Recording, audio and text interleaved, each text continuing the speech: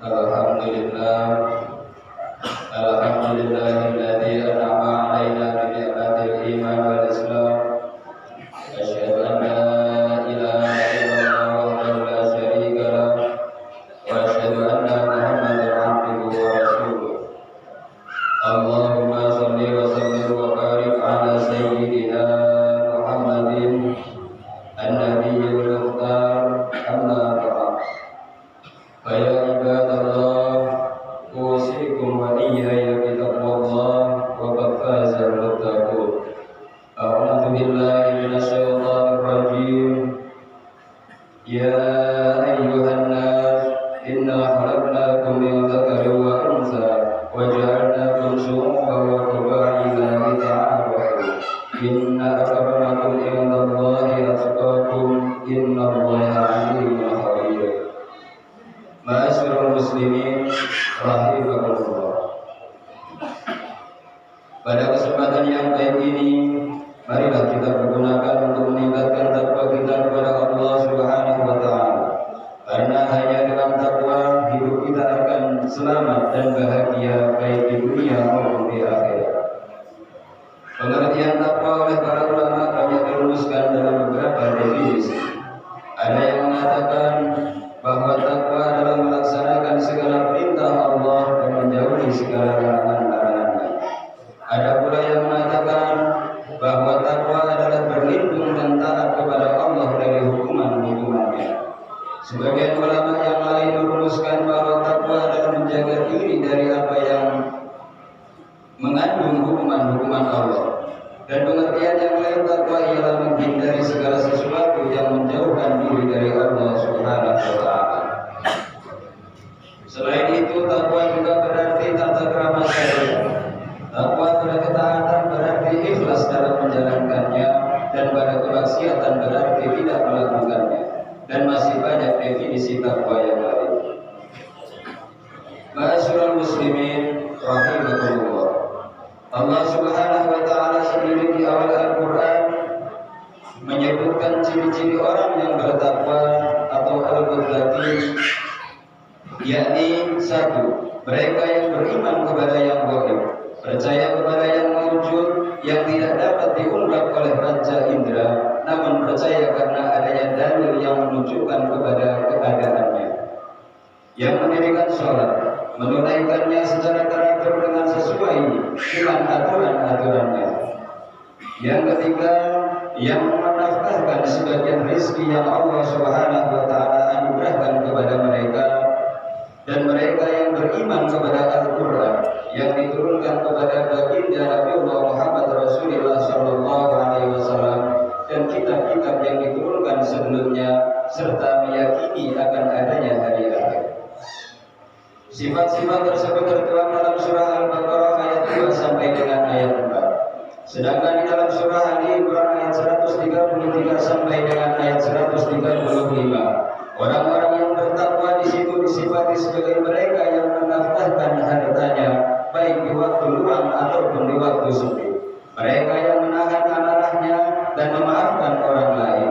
Mereka yang apabila melakukan perbuatan yang keji atau menzalimi diri sendiri, segera ingat kepada Allah Subhanahu wa taala lalu meminta ampun terhadap dosa-dosa yang mereka kerjakan. Sebab siapa lagi yang mengampuni dosa-dosa kecuali Allah Subhanahu wa taala. Dan mereka tidak tetap meneruskan apa yang mereka lakukan itu sedang mereka mengetahui. Ma'asyiral muslimin jamaah Jumat rahimakumullah. Dari beberapa definisi yang dirumuskan para ulama maupun sifat-sifat orang yang bertakwa yang ada di dalam Al-Quran, semuanya tidak ada yang menyebutkan ras, golongan maupun penampilan. Tidak disebutkan yang termasuk dalam kategori orang yang bertakwa adalah mereka yang berkulit putih, mereka yang berkulit sawo matang atau hitam, atau mereka yang berada di golongan A atau berada di golongan si B ataupun golongan yang lainnya. Dan tidak pula dikatakan mereka yang termasuk golongan yang bertakwa adalah yang kesehariannya memakai jubah, surban, atau yang berpakaian biasa-biasa saja. Sebab semua itu tidak termasuk dalam kriteria takwa sebagaimana yang menjadi patokan kemuliaan di sisi Allah Subhanahu wa taala. sebagaimana yang disebutkan Allah Subhanahu wa taala dalam Al-Qur'an, inna akramakum indallahi atqakum. Sesungguhnya yang paling mulia di antara kamu di sisi Allah ialah orang yang paling bertakwa. Quran surah Al-Hujurat ayat 13. Apalagi Rasulullah Shallallahu Alaihi Wasallam sendiri pernah bersabda bahwa takwa itu ada di sini. Beliau sambil menunjuk dadanya, yang berarti takwa ada di dalam hati saudara. Oleh karena itu, siapa saja, kapan saja, dan dimanapun ia berada, seseorang mempunyai kesempatan untuk menjadi orang yang paling mulia di sisi Allah Subhanahu Wa Taala. Orang Arab, orang Jawa, ataupun orang Cina, kelompok kaya, kelompok miskin, tua ataupun muda, semuanya mendapatkan kesempatan yang sama untuk mencapai predikat at-taqwa, yakni orang yang paling bertakwa. Sebuah predikat yang tiada tara tingginya, karena mendapatkan nilai tinggi masih langsung dari Allah Subhanahu Wa Taala, dan nantinya akan mendapatkan banyak fasilitas dan kemudahan dari Allah, baik di dunia maupun di akhirat. Banyak sekali ayat-ayat Al-Quran yang menjelaskan tentang balasan orang-orang yang bertakwa, sebagaimana yang termaktub dalam surat At-Taubah ayat 2 dan 3. Wa may yattaqillaha yaj'al lahu makhraja wa yarzuqhu min haitsu la yahtasib. Dan barang siapa yang bertakwa kepada Allah, niscaya Dia akan mengadakan baginya jalan keluar dan memberinya rezeki dari arah yang tiada disangka-sangka. Pada ayat berikutnya juga disebutkan, wa may yattaqillaha yaj'al lahu min amrihi yusra. Dan barang siapa yang bertakwa kepada Allah, niscaya Allah akan menjadikan baginya kemudahan dalam urusannya.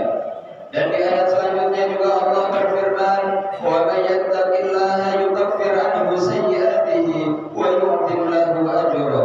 Dan barang siapa yang bertakwa kepada Allah, niscaya Dia akan mengampuni kesalahan-kesalahannya dan melipat gandakan pahala baginya.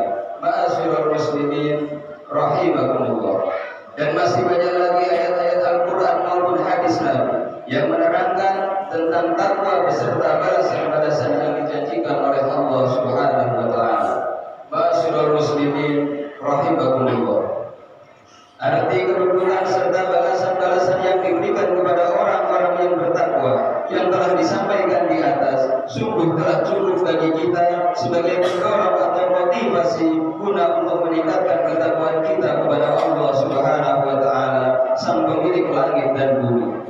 Dan untuk menuju takwa yang sempurna, maka yang perlu diperhatikan oleh seorang muslim ialah penguasaan ilmu. Sebab kita tidak akan mungkin dapat mencapai sesuatu tanpa penguasaan ilmu. Bagaimana kita dapat melaksanakan sesuatu kalau kita sendiri tidak tahu apa yang harus dikerjakan?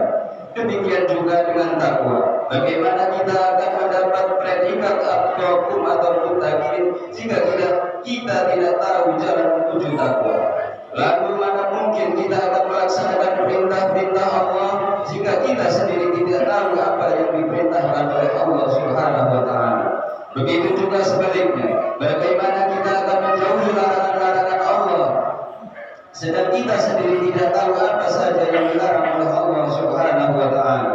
Maka pengetahuan tentang perintah dan larangan inilah yang mula-mula harus kita cari, dan wajib hukumnya bagi setiap muslim mempelajari tentang perintah dan larangan Allah Subhanahu wa taala. Ada sebuah fatwa seorang ulama tentang keterkaitan antara takwa dan ilmu yang bisa kita jadikan pegangan. At-taqwa majmu'ul ilmi wal amal wal istiqamah.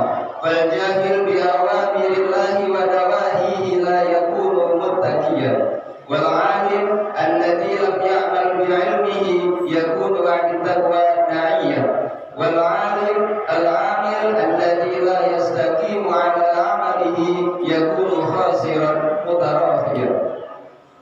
Takwa adalah rangkaian dari ilmu, amal dan istiqamah.